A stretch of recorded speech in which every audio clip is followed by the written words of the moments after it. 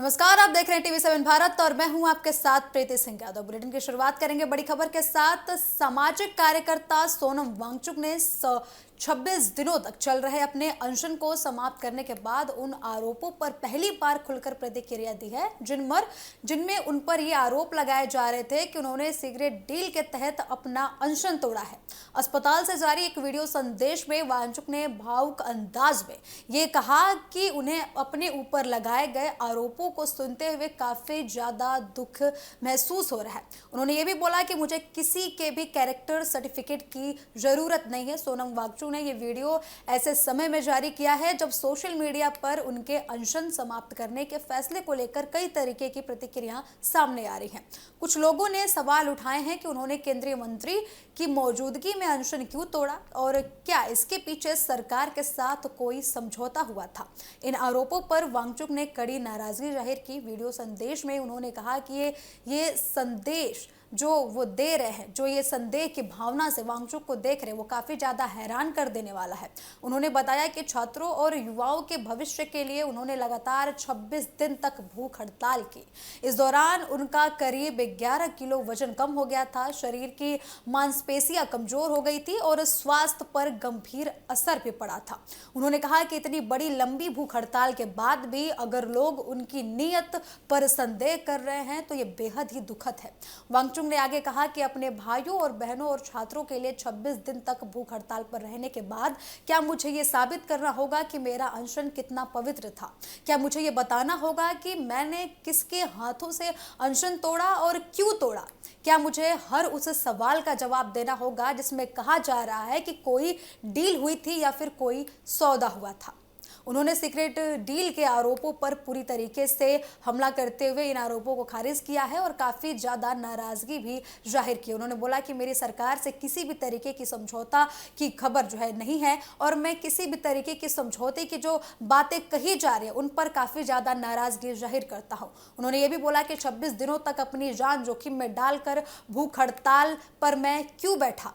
उनका कहना था कि किसी भी तरीके का समझौता आरामदायक कमरे में बैठकर किया जा सकता था।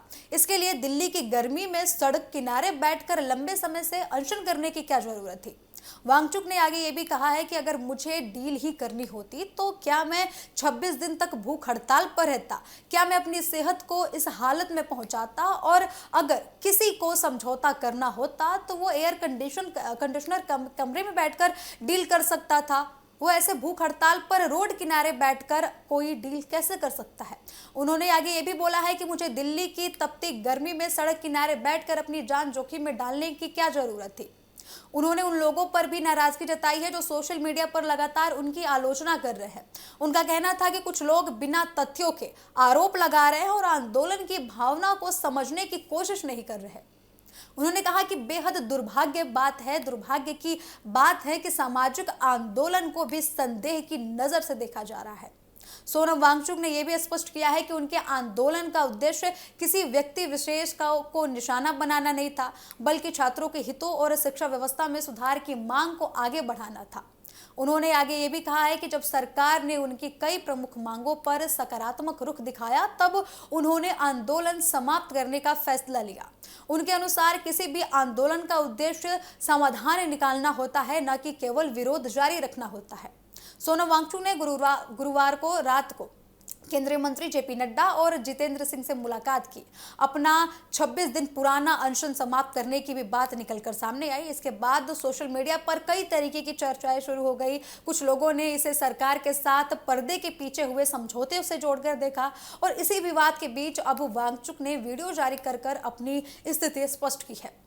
उनका कहना है कि उनके लिए सबसे महत्वपूर्ण छात्रों की सुरक्षा, परीक्षा प्रणाली में पारदर्शिता और शिक्षा व्यवस्था में सुधार है।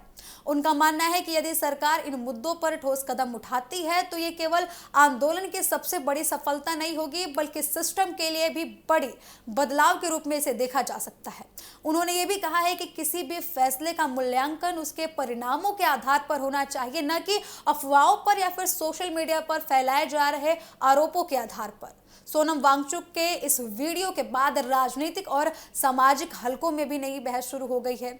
एक और उनके समर्थक इसे उनकी स्पष्ट और भावनात्मक प्रतिक्रिया बता रहे हैं, वहीं दूसरी तरफ आलोचक अभी भी उनके फैसले पर सवाल उठा रहे हैं।